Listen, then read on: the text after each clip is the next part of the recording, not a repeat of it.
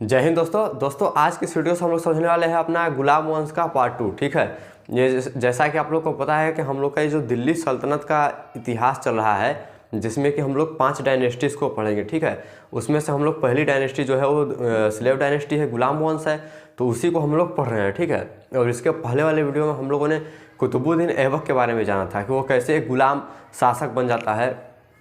और उसके बाद हम लोग पढ़ेंगे स्लेव डायनेस्टी का पार्ट 2 कि उसका जो दामाद है वो कैसे बन जाता है। क्योंकि देखिए, इसका जो दामाद है ना वो भी एक गुलाम ही था। जैसे कुतुबुद्दीन ऐबक गुलाम था, वैसे इसका दामाद भी गुलाम था। जैसे अगर आप देखेंगे, इसका इतिहास पूरा पढ़ेंगे तो आपको और अच्छे से क्लियर समझ में आएगा। तो चलिए आगे देखते हैं और समझते हैं कि इसका इतिहास क्या है। ठीक है, तो स्लेव डायनेस्टी पार्ट 2 गुलाम वंश इल्तुतमिश। ठीक है, देखिए कुतुबुद्दीन ऐबक के बाद जो आता है ना वो आता है आराम शाह। कौन आता है? आराम शाह को हम लोग इसलिए नहीं पढ़ रहे हैं, इसकी वजह सुनिए। इस कहानी क्या है कि ये 1210 में शासक बनता है, सुल्तान बनता है, दिल्ली के गद्दी पर बैठता है। और ये महज 8 महीने में, कितना टाइम में? 8 महीना ये गद्दी पर बैठा रहता है। उसके बाद क्या होता है कि ये गद्दी पर बैठ नहीं पाता है।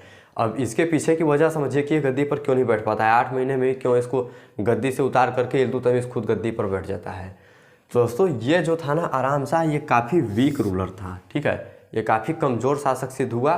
मतलब ये जो एक तरीके से कहते हैं ना कि पकड़ बना कर रख पाना, तो वो पकड़ बना कर रख पाने में आराम शाह नाकामयाब रहा, जिसके वजह से सिर्फ 8 महीने में ही गद्दी इसके हाथों से चली गई। और वो गद्दी से रख कर किसके हाथों में चली गई थी? इल्तुतमिश के हाथों में। इल्तुतमिश कौन था? इल्तुतमिश ये देखिए यहाँ पर स्लेव ऑफ ऐबक, मतलब कि कुतुबुद्दीन ऐबक का इल्तुतमिश गुलाम था। ठीक है, और ये कुतुबुद्दीन ऐबक अपने बेटी का जो शादी था वो इल्तुतमिश से कराया था, तो इसलिए ये क्या हो गया, इसका दामाद भी बन गया, सन इन लॉ।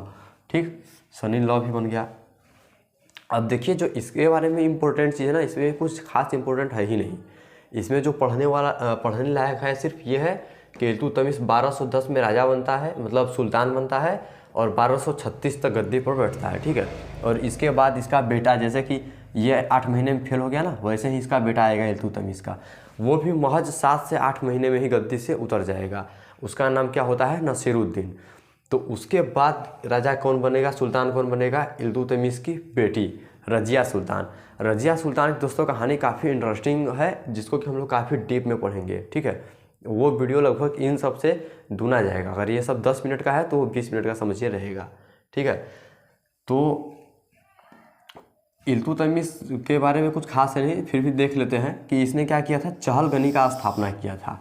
चहलगनी क्या है? चहलगनी ये है कि जैसे 40 लोग मिल करके, जैसे आप अगर आज के समय में आप देखेंगे तो ये मान लीजिए कि हमारा संसद भवन है। ठीक है, ये हमारा संसद भवन है, यहाँ पर तिरंगा फहराता है हम लोग का।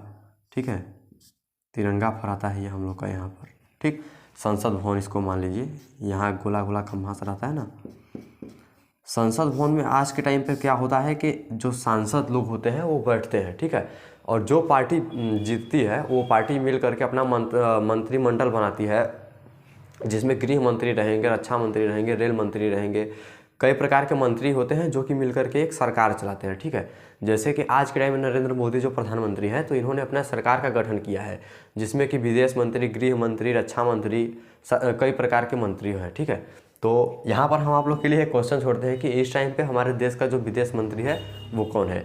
इसका आंसर आपको कमेंट सेक्शन में बताना है। ठीक है, तो दोस्तों जैसे कि आज के टाइम में जो मंत्रिमंडल होता है, जिसमें कि कई सारे मंत्री मिल करके देश का शासन करते हैं, बागडोर संभालते हैं, उसी प्रकार से इसने इल्तुतमिश ने चहलगनी का स्थापना किया था। चहलगनी में क्या होता था कि टोटल 40 लोग होते थे। 40 लोग मिलकर, ग्रुप ऑफ 40 पीपल, 40 लोग मिल करके शासन करते थे। ठीक है, शासन व्यवस्था को संभालते थे।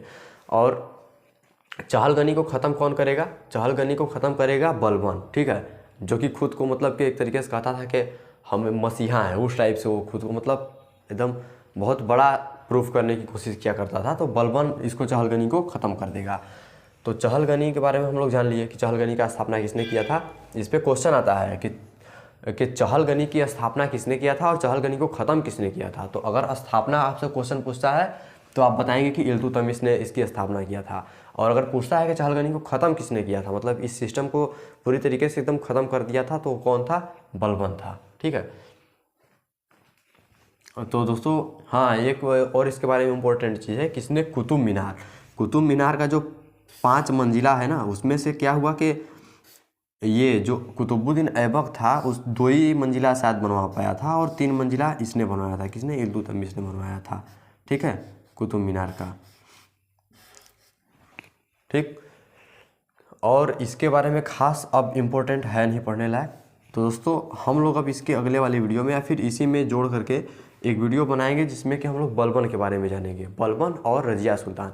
उसके बाद हम लोग का दिल्ली सल्तनत ख़त्म हो जाएगा। दिल्ली सल्तनत ख़त्म होने के बाद नहीं, दिल्ली सल्तनत नहीं, स्लेव डायनेस्टी ख़त्म होने के बाद हम लोग खिलजी डायनेस्टी को पढ़ेंगे। तो दोस्तों ये वीडियो आपको कैसा लगा हमें कमेंट सेक्शन में ज़रूर बताइए। मिलते हैं अगले वीडियो में, तब तक के लिए जय हिंद।